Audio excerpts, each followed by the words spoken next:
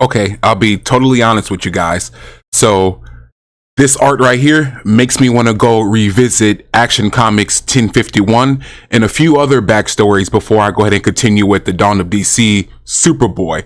But yeah, just look at the art, man. I love this part because you kind of forget that he has telekinesis or telepathic powers and all that emerging with having different memories and different thoughts of, Superman and Lex Luthor together or Clark Kent together. I was just like, yo, I need to read more of that. And I expected more of this, but of course, this is more about Connor and his new adventure.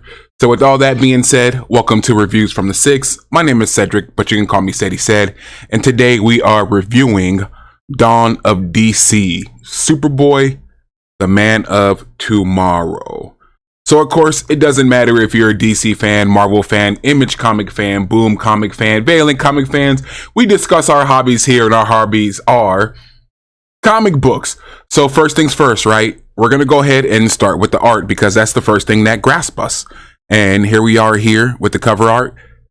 First things first, like I said, I absolutely love Superboy's costume, y'all. I mean, with the black leather jacket and the red gloves and the glasses and the haircut, my man's got a little tapers going on, a little mid taper. So I just love it. The spikes on the jacket, everything. So of course, I'm more familiar with Connor in the Titans series, and that's what made me want to go ahead and pick this up. I always loved Superboy because I had the action figure.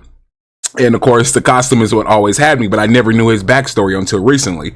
So with this being released, I said I just had to go ahead and pick it up and see what it's all about. Now, of course, on the back, you have a advertisement for Batman Doom that came to Gotham.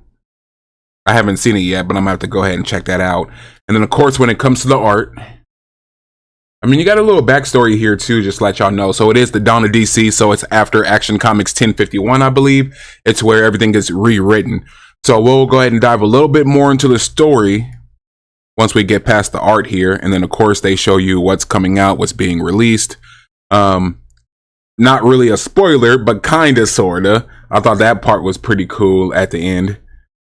But yeah, the art is pretty neat, y'all. Like, one of the things that surprised me is they replaced the I-beams with the tactic psi beams, I believe, or telekinesis beams. And I was like, all right, that's a little different. But yeah, you see the art, man. I thought the art was really good, but just look at the costume, y'all. Like, I just love it, man. I mean, even though this may not be one of my favorites, like, just look at that. That's beautiful. It's beautiful art, man. It's beautiful work, man. Beautiful costume. But yeah, enough of the rambling. We're going to go ahead and get right into the story. So the story starts with Connor carrying coffee back to his ma and pa, right? Now, the thing is that while he's doing that, he's trying to save the city. But as he's saving the city, 3 more Kryptonians come, which end up being Clark, I think Chris, and Kara. And with it being 3 Kryptonians already, he feels out of place, and he's just like, I don't belong on this planet. And then that's when the story kind of opens up that he was written out of history, and it was rewritten. So he's written into a universe where he doesn't belong. So now, of course, he's delivering coffee. He goes back to mom and pa, and they're pretty much telling him, hey, Clark had the same issue. Clark in Smallville, he was the strongest, he was the biggest, he was the baddest. He had to go to Metropolis to kind of find himself, and that's what you need to do. And he's like, well, they already have 3 super people in Metropolis. Like, what am I going to do? And then that's pretty much where, they told him, hey, you're going to have to find your own adventure. And he did just that. You get a brief scene with the Fortress of Solitude, and they have a new character in there too. It's a robot that I'd never seen, but he acts as the voice, or kind of like Alpha 5 and the Power Rangers. He kind of acts as that purpose, like he is the voice inside the command center in a way. But long story short, he's just like, hey, can you tell me about any distress signals? They look, there's not really too many of them going on, but then they say, okay, let's go out of this world, let's go into another galaxy. And that's exactly what they do, and they find a couple, and that's where the adventure begins, man. And without spoiling too much of it, he goes to the planet to go ahead and rescue and save them. However, of course, the planet is already under attack, but Connor doesn't know the risk or the threat that's there. And the thing that's holding down the command center or the Fortress of Solitude is kind of telling him, like, bro, you don't know about these people, man. Let me educate you. Let's come up with a game plan before we do this. And he jumps right into it. Now, I expected him to be a lot smarter than that because he has Lex Luthor's DNA, right? So I was like, nah, he can't be that silly to do something like that. But he did just that. And when he goes to the planet, you know, it is kind of generic. It is kind of basic. You know, they're not opening the dialogue or the story just yet. It's just a whole bunch of green people on the planet, but they're getting attacked. And that's where Connor has to prove himself. But again, he doesn't know what the threat is. And it isn't as peachy keen as he expects. And he is in for a fight of his life, literally. So you see a couple abilities from him that I've never seen before, that I never knew of. And he really doesn't have a whole lot. Like, yes, he does have super strength. Yes, he can fly. Even on the planet he's on, there's a sun. So he's getting power from that sun too. So that kind of lets you know, okay, he is more of Clark or more Kryptonian than he is human. But I think what makes him human is that he wants to be accepted and he wants to fit in and he wants to be valued. And that's why he's going on this adventure. So that's how I took the story.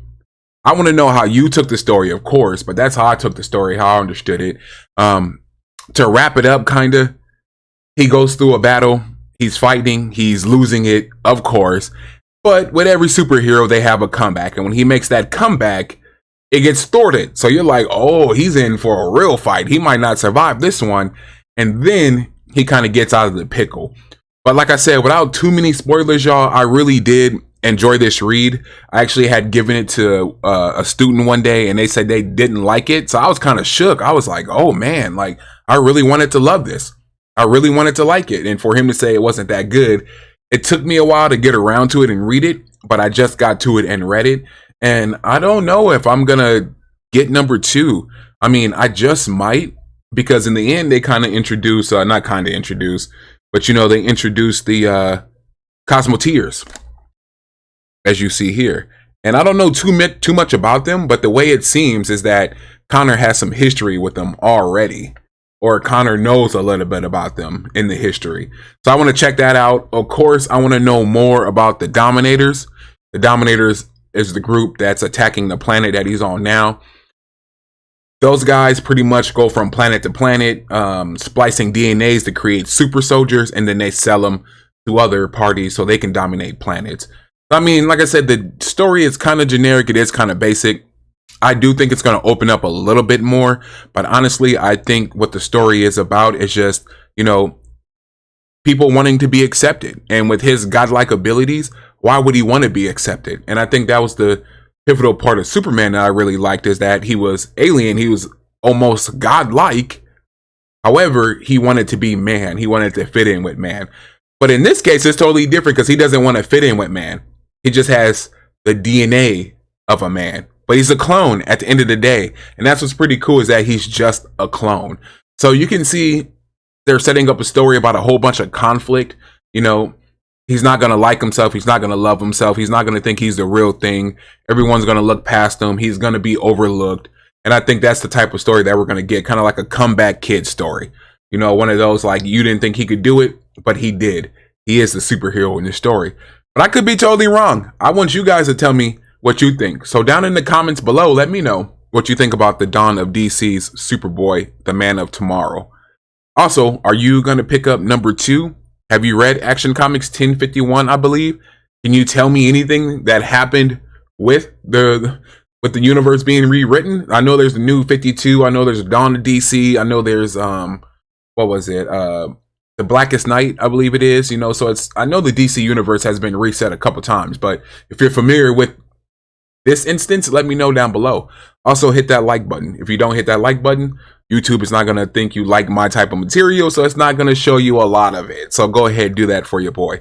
Also, hit that notification bell so you don't miss any future uploads. Definitely hit the subscribe button. Your vibe attracts your tribe, and you're here today, right? Make sure you hit that share button. Share this video to any and all social media platforms, specifically to people you think this would be beneficial and useful for. But with that being said, y'all, this was my review for Dawn of DC, Superboy, Man of Tomorrow. Peace, love, and blessings.